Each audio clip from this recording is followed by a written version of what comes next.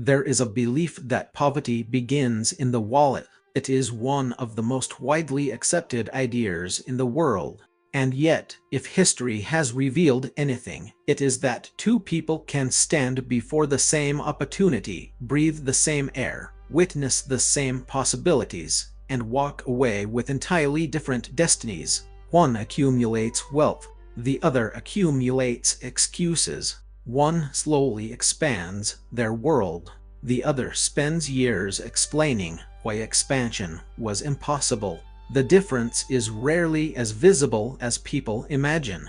Most people look at wealth and see money, but money is often the final chapter of a much longer story. A story that begins in places no one can see, in private thoughts, in silent assumptions, in beliefs inherited so early that they no longer feel like beliefs at all. They feel like reality. And reality is a dangerous thing when it is mistaken for truth, because what many people call reality is often nothing more than a collection of invisible conclusions repeated for so long that questioning them feels uncomfortable. This is where the story begins, not with money, not with opportunity, not with intelligence, but with perception. The human mind does not merely observe the world. It interprets it, and interpretation quietly becomes destiny. Imagine two individuals walking through the same city. They pass the same buildings, the same businesses, the same people, the same opportunities. Yet one sees evidence of possibility. The other sees evidence of limitation. One notices what can be built. The other notices what can go wrong. One asks how. The other asks why not. Neither realizes they are participating in a process that will shape the next 20 years of their lives. Because human beings rarely become trapped by circumstances alone. They become trapped by interpretations of circumstances.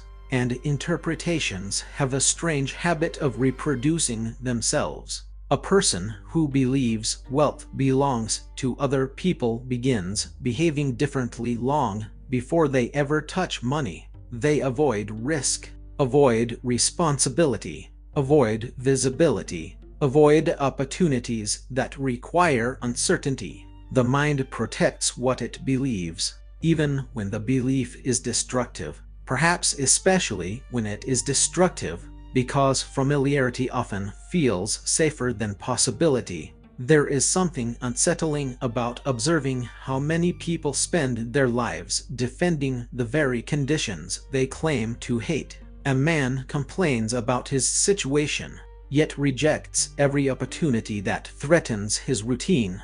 A woman dreams of a different future, yet fears every decision capable of creating one. Someone speaks endlessly about success, yet becomes uncomfortable whenever success demands sacrifice. This contradiction exists everywhere. People do not merely seek better lives, they seek better lives without disturbing their current identities. And that is where conflict begins. Because wealth often requires becoming unfamiliar to yourself before becoming successful to others. Most people underestimate the psychological cost of transformation. They imagine wealth as acquisition, a larger house, a larger income, a larger bank account, but wealth frequently begins with subtraction, the removal of habits, the removal of assumptions, the removal of emotional dependencies, the removal of beliefs that once felt permanent. And subtraction is painful. Humans naturally cling to what feels familiar, even when familiarity produces suffering. A strange thing happens when a person remains poor for a long period of time. Poverty begins transforming from a condition into an identity. At first, it is something they experience. Eventually, it becomes something they are. The distinction is subtle, yet profound. An experience can change. An identity resists change, because identity protects itself. A person who secretly identifies with struggle will often recreate struggle. A person who identifies with limitation will unconsciously seek evidence supporting limitation. The mind is astonishingly loyal to its self-image, even when that image produces pain. This is one reason some people sabotage opportunities that could improve their lives, not because they consciously desire failure, but because success threatens the story they have been telling themselves. And stories are powerful. Human beings can survive extraordinary hardship, but they struggle to survive the collapse of a familiar narrative. The world often assumes poverty is caused primarily by a lack of resources. Sometimes it is, but resources alone rarely explain the entire picture. History contains countless examples of individuals who inherited wealth and lost it. Others began with almost nothing and created abundance. The difference was not merely financial, it was psychological. Money amplifies habits. It rarely creates them. A person who lacks discipline without money will often lack discipline with money. A person who fears responsibility without money will often fear responsibility with money. Wealth does not automatically transform character. It reveals character, and revelation can be uncomfortable. There is another force operating beneath the surface, a force rarely discussed honestly. Comfort, not luxury. Comfort, because comfort is far more dangerous than hardship. Hardship announces itself. Comfort disguises itself. A difficult situation creates urgency. Comfort creates delay. Tomorrow becomes next week. Next week becomes next year.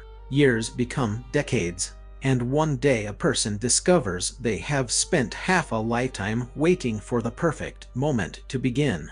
The perfect moment never arrived, because perfect moments are inventions of fearful minds.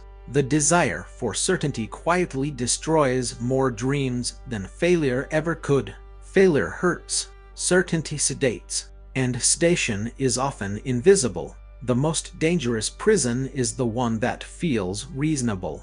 Many people remain poor because they are waiting for guarantees. But wealth has never been attracted to guarantees. Wealth moves toward uncertainty, toward calculated risk, toward action despite incomplete information, toward individuals willing to tolerate ambiguity longer than others. This has always been true, whether in ancient marketplaces or modern economies. The names change, the technology changes. Human nature remains remarkably similar. Most people desire the rewards of courage while avoiding the experience of courage itself. Yet courage is not comfortable. If it were comfortable, everyone would possess it. Another uncomfortable truth emerges when observing human behavior. Many people secretly fear wealth, not consciously, rarely consciously, but deeply. Because wealth changes relationships. Wealth changes expectations. Wealth changes identity. Wealth changes social dynamics. A person who becomes successful may discover that old friendships become strained. Old environments become restrictive. Old conversations become repetitive. Growth creates distance. Distance creates guilt, and guilt can become a powerful force, sometimes stronger than ambition. People rarely admit this, but many individuals would rather remain familiar than become exceptional, not because they lack ability, because they fear separation. Human beings evolved in groups. Belonging feels safe. Standing apart feels dangerous, even when standing apart leads toward opportunity. This creates an invisible conflict. Part of the individual wants growth, another part wants acceptance, and acceptance often wins, not because it is wiser, because it feels safer. Safety has a peculiar influence over decision-making. People frequently overestimate visible risks while underestimating invisible risks. The risk of failure feels frightening.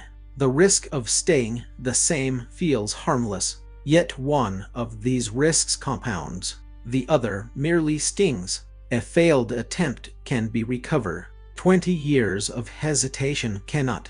Time possesses a quality that money does not. Money can return. Time never negotiates. It moves in one direction, quietly, patiently, indifferently, and while people debate possibilities, time continues collecting payment. The bill always arrives. This is why the psychology of poverty cannot be understood solely through economics. It must also be understood through decision-making, through fear, through perception, through identity, through comfort, through status, through human nature itself. Observe how people react to success. Some feel inspired, others feel threatened. The same achievement produces different emotional responses. Why? Because success forces comparison, and comparison reveals uncomfortable truths. A person may claim they want financial freedom, but witnessing another person's freedom can expose hidden resentment, because the success of others silently removes excuses. It suggests that different outcomes may be possible, and possibility can be frightening.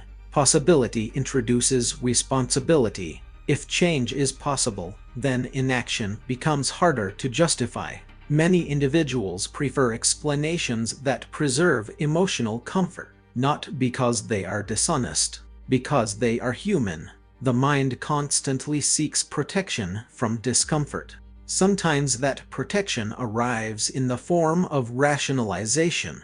A person explains why success is impossible, why wealthy individuals are different, why opportunities are unavailable, why circumstances are uniquely unfair. Some of these explanations contain truth, but truth can become dangerous when used exclusively, because reality is rarely a single factor. It is usually a combination of many. Yet the human mind prefers simplicity. Simple stories reduce anxiety. Complex realities demand responsibility. Responsibility feels heavy, so people choose stories. Stories become beliefs. Beliefs become behaviors. Behaviors become outcomes. Outcomes reinforce stories, and the cycle continues, year after year, generation after generation, until someone interrupts it. The interruption rarely begins with money. It begins with awareness, with the realization that many invisible forces have been influencing choices all along, not controlling them entirely, but influencing them. Like unseen currents beneath a calm ocean, human beings often imagine wealth as a destination, a final arrival, a state of permanent satisfaction. History suggests otherwise. Many wealthy individuals remain anxious. Many remain insecure. Many remain trapped by fears that money never solved. This reveals something important. Wealth is not merely financial. It is psychological. The ability to think independently, the ability to tolerate uncertainty, the ability to delay gratification, the ability to resist social pressure, the ability to make decisions aligned with long-term outcomes rather than immediate comfort. These qualities frequently appear before financial success, not after it. And this is where many people misunderstand the process. They wait for wealth to create the mindset, when often the mindset creates the wealth. Not always, not perfectly, but frequently. The relationship is deeper than most assume. There is a reason certain patterns appear throughout history. Different nations, different cultures, different centuries. Yet similar psychological principles emerge repeatedly. Patience, discipline, responsibility, vision, adaptability. Not because these traits are fashionable, because reality consistently rewards them over long periods of time. The reward may not arrive immediately. which is precisely why most people abandon the process. Humans are creatures of immediate feedback. We crave visible results, quick rewards, instant validation. But the most significant transformations often occur invisibly for long periods. A seed beneath the soil appears inactive, yet tremendous activity is occurring where no one can see it. Human potential follows a similar pattern. The world celebrates outcomes. It rarely observes foundations. Foundations are built quietly, without applause, without recognition, without certainty, and many people lose interest when applause disappears, because they were never pursuing the goal. They were pursuing validation. Validation and ambition frequently wear similar clothing, yet they are not the same. One seeks achievement, the other seeks approval, and approval is an unstable source of motivation. Crowds change quickly. Opinions shift rapidly. The person who depends entirely upon external validation becomes emotionally vulnerable to every fluctuation.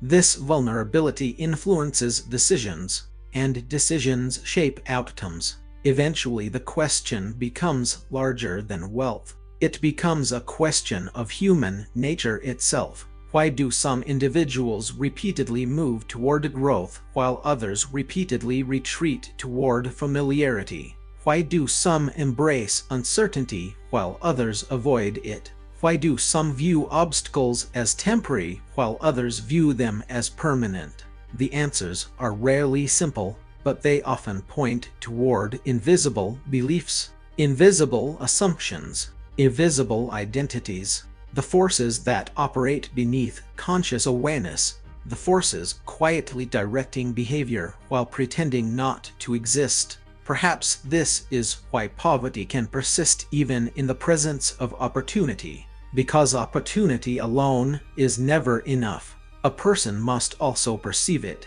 recognize it, value it, act upon it, and endure the discomfort that follows action. None of these processes are guaranteed. All of them are psychological. The world often focuses on visible wealth, the houses, the businesses, the investments, the lifestyles. Yet the more interesting story usually exists beneath the surface, within the decisions that nobody witnessed, the sacrifices nobody applauded, the fears that were confronted privately, the identities that were abandoned, the beliefs that were questioned, the comfort that was surrendered, the uncertainty that was tolerated, the transformation that occurred long before the results appeared. Because visible wealth is often the shadow cast by invisible habits, and shadows reveal very little about what created them. In the end, most people do not remain poor because they lack desire. Desire is common, almost universal. People desire better lives every day. What is rare is the willingness to examine the hidden forces shaping that desire. The invisible loyalties, the inherited assumptions, the comforting stories, the identities that quietly resist change, the fears disguised as logic, the hesitation disguised as caution, the comfort disguised as contentment. These forces rarely announce themselves. They whisper, patiently, consistently, year after year, and because they whisper, they are often mistaken for truth. Perhaps the most unsettling realization is that poverty and wealth are not merely conditions of circumstance. They are often reflections of deeper psychological worlds built from beliefs, perceptions, choices, habits, fears, and assumptions accumulated over time. Not always, not entirely, but often enough to deserve attention. For centuries, people have searched for the secret behind wealth. Many searched in markets, others searched in books, others searched in opportunities. Yet the deeper search may have always pointed elsewhere, toward the hidden architecture of the human mind. toward the silent beliefs that shape perception, toward the invisible forces that influence destiny long before destiny becomes visible. And perhaps that is why some people remain poor their entire lives. Not because opportunity never appeared, not because intelligence was absent, not because possibility did not exist, but because the most powerful barriers were never outside them. They were quietly living within them, invisible, familiar, comfortable, and therefore almost impossible to see.